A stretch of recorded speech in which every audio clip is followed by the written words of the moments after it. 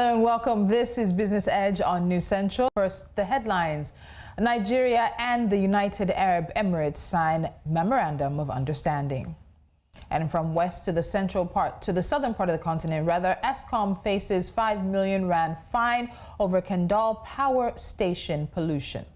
This is Business Edge. We'll have these stories and of course wrap things up with NC4 to watch. Welcome to the show.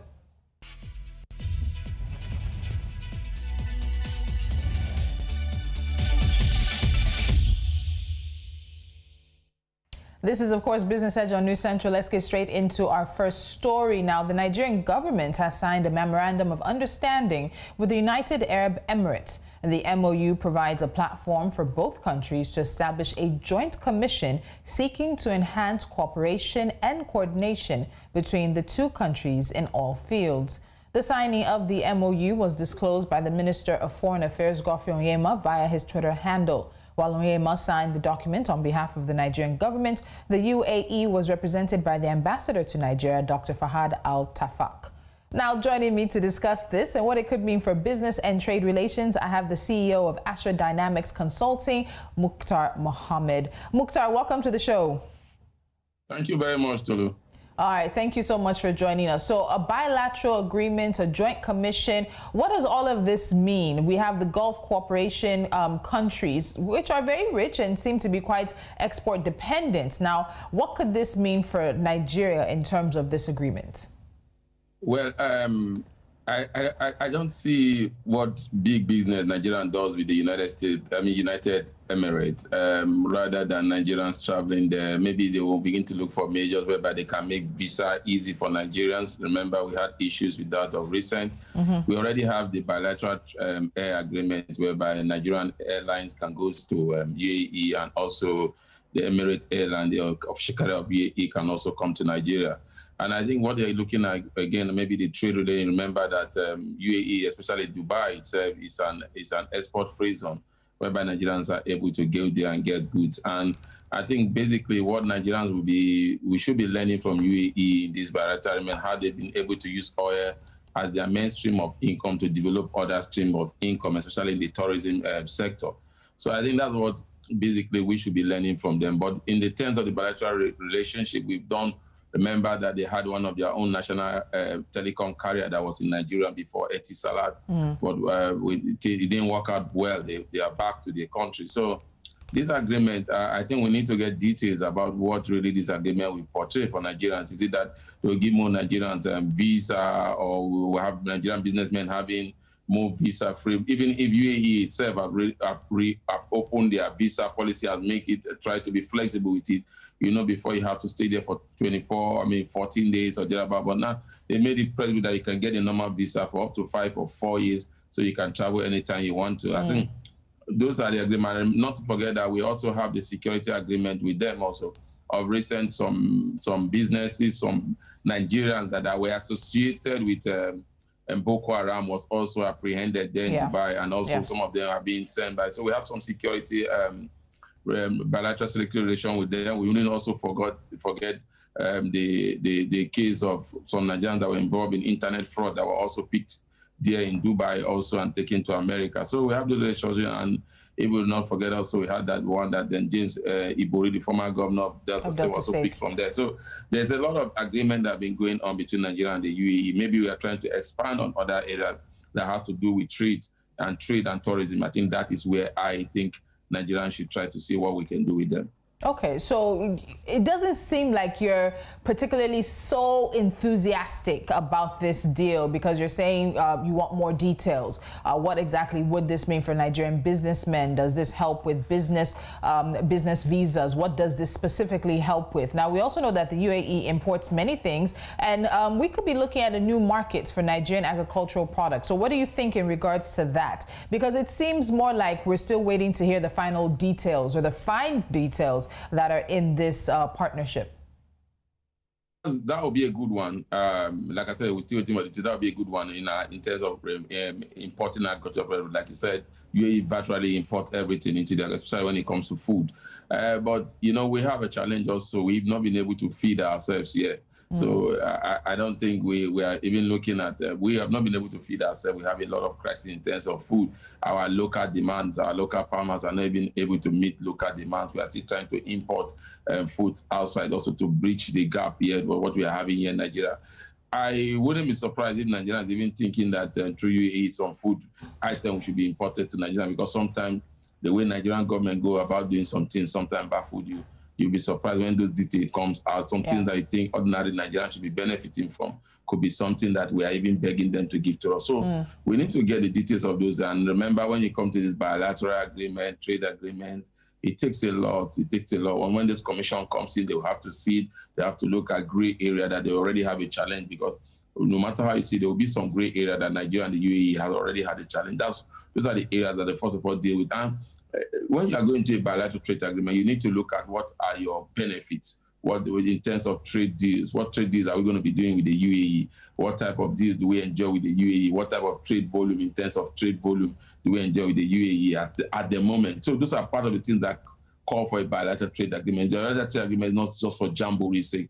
We must begin to look at how much business are we been doing with them. So how much will it benefit our people economically? How much job will it provide in our countries? Those are the ways we look at bilateral trade agreement. But unfortunately, sometimes when you get some of this agreement from African countries, sometimes it baffles you. It's interesting you mentioned when you get these kind of agreements from African countries, these are technical partnerships. These joint commissions really mean that people are going to sit down and look for ways in which they can have a very symbiotic, beneficial, mutually beneficial relationship. But in the long run, when we're looking at AFTA kicking off in January, that's just a few short weeks from now. And we're still seeing not just Nigeria, but other countries sort of go the route of individual agreements, mutually beneficial agreements one-on-one with countries. Do we have any fear that some of these agreements might affect the takeoff of AFTA in the long run?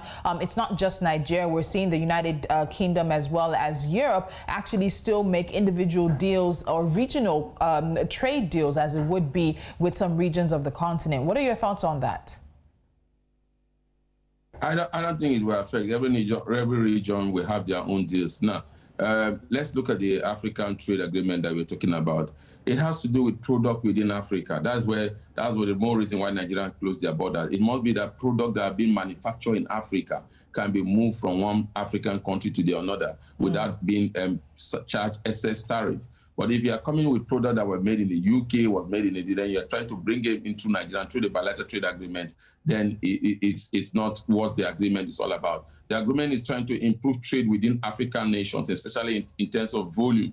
And that's what people are looking at. That's why the agreement came to play. So we are not, it doesn't mean that because we have that bilateral trade agreement, if we begin to do business within ourselves so well, then those other countries, those countries will not want to do individual deals with individual countries. Then they will begin to look at this African bilateral trade agreement headquarters, begin to see how they can come in there, and through them they can access many African countries. But as it stands now, most of them are just looking at their own individual relationship with those countries, because this trade agreement has not even started. And like I said, if it started, it has nothing to do. Doesn't mean Nigeria cannot sign a trade agreement with the United Kingdom, with the United States of America, or with any other country. What it just means that we will try to see how we can bridge the gap, especially in business, in terms of importation, in terms of exportation, in terms of creative industry, in terms of movement of people from one country. We try to see how we can bridge those gaps, whereby African countries will be able to move, Africans will be able to move from one country to another without being molested or without being harassed. So those are part of and the business deal, especially, those are part of the thing that that agreement is not all about. It's not about a country cannot enter into a deep individual agreement. But what we are saying that we want to see how we can do business within ourselves. We want to see how we can reduce the trade deficit. As it stands, Africa do more business with other countries, other continents, than even with themselves. So that's what the agreement is all about. All right, we're going to take a break here, Mukhtar. When we come back, we'll get into a conversation on a subject we've spent a lot of time talking about in the past, probably 1 year, and that is Eskom. Now, South Africa's state-owned electricity supplier is facing a 5 million rand fine over Kendal power station pollution. We'll have the details and a conversation. Can Eskom afford it? What is next for Eskom? Stay with us. That comes up right now on Business Edge.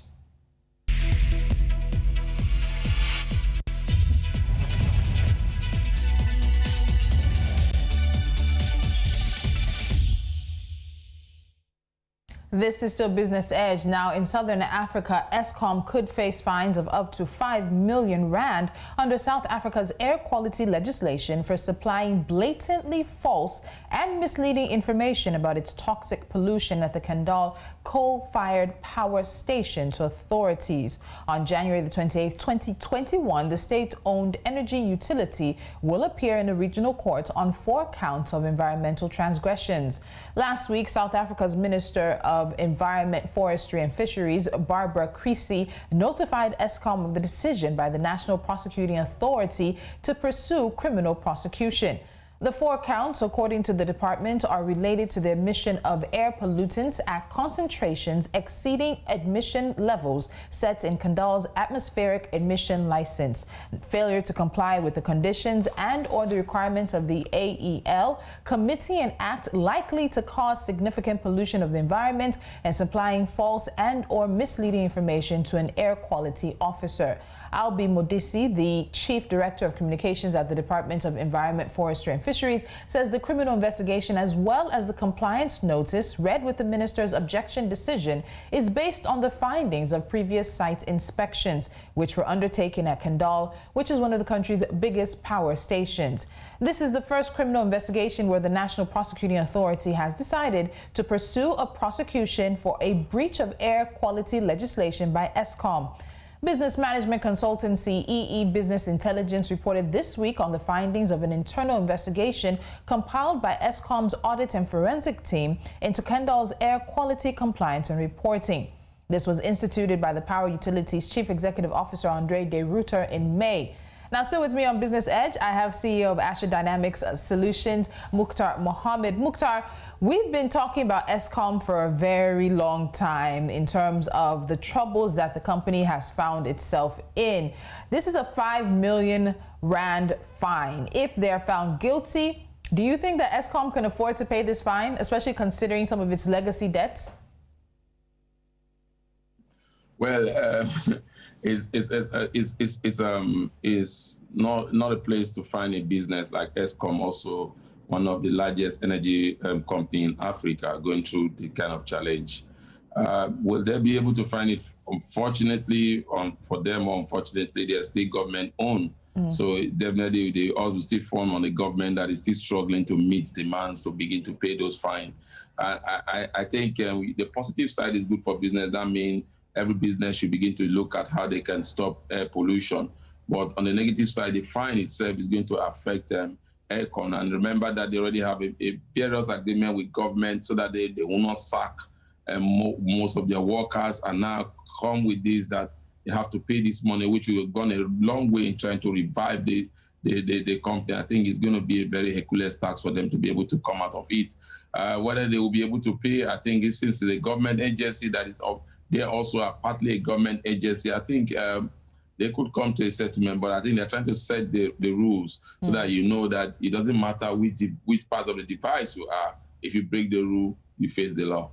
And as you talk about the rules, apparently the problems have driven air pollution from Eskom to a 20-year high at this Kendal, at the Kendal facility. Now, Eskom accounts for 2/5 of South Africa's greenhouse gas emissions and a host of other pollutants, including sulfur dioxide. The department has already ordered a partial closure of the plant for remedial action. Now, many people are wondering if the court can actually follow through. And as you're talking about, this is yet another arm of government in a way that's bringing this arm of government to the table. But look at what the whole issue is. It's also about electricity, and we know that coal is a significant source of electricity generation in South Africa. Do we think some of these fines, if it goes through, they won't come into play again, especially since nuclear energy is not being as utilized as South Africa would like it to be, and there are not enough green solutions right now to meet South Africa's needs?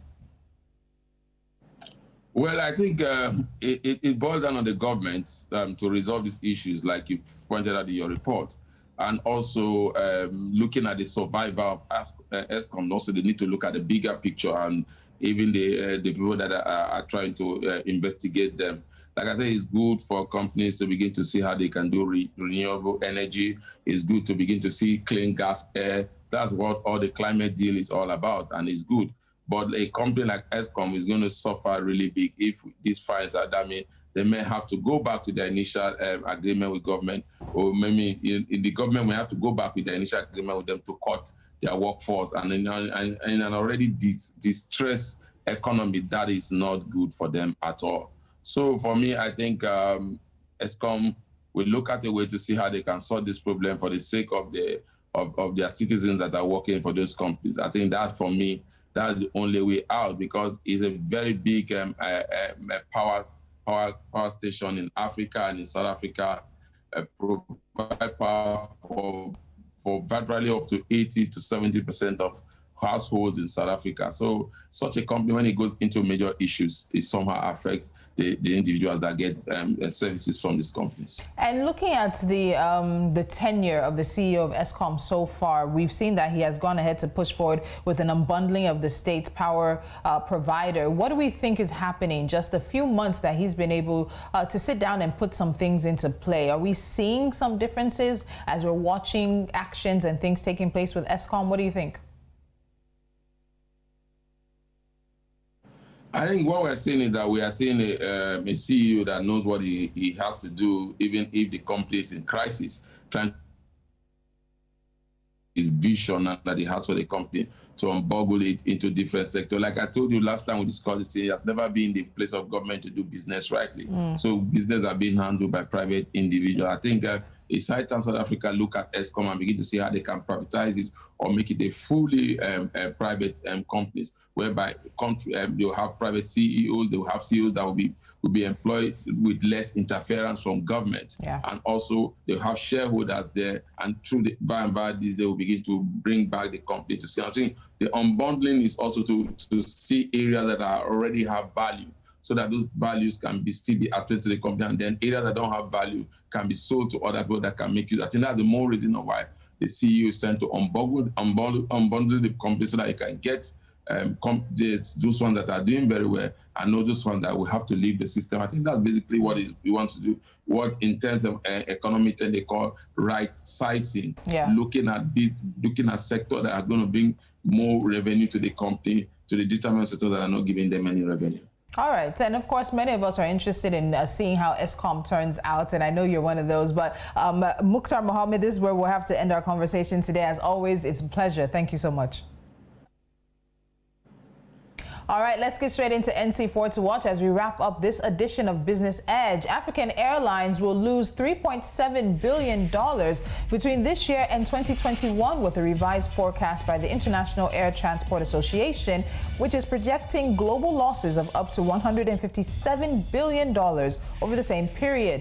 Now, although the association does not give a breakdown of the performance of individual airlines, it said the bulk of African losses, about $2 billion, will be registered in 2020 and another $1.7 billion next year. Young people in Africa could unlock the benefits of the Africa Continental Free Trade Area through e-commerce, which accounts for global online sales worth $26 million as the trading bloc comes into force in January 2021. However, even as e-commerce is touted as the solution for growth of trade in Africa, countries are being warned about the sector's legal hurdles. Nigeria, which is Africa's biggest oil producer and exporter, has resumed importation of petrol from China, the world's top crude oil importer. The Asian country shipped 37,000 metric tons of petrol to Nigeria in September for the first time since July 2019, which is coming from data from the General Administration of Customs. According to S&P Global Platts, China, a major exporter of transportation fuels, has extended exports to Africa in recent years. And finally, Ghanaian banks aren't recovering from the fallout of the coronavirus pandemic quite as well as the economy. Lenders are still way off profit levels reached before restrictions were introduced to curb the spread of COVID-19. And this is coming from data compiled by the Accra-based regulator for this year through October. West Africa's second largest economy is rebounding faster than expected, with the central bank predicting 2 to 2.5% growth this year, compared with earlier estimates of 0.9%. And that's it on this edition of Business Edge. Head to our website and follow us on our social media platforms for more business and financial stories from here on the continent. Until next time, I'm Tolulope. Adeleru-Balogun.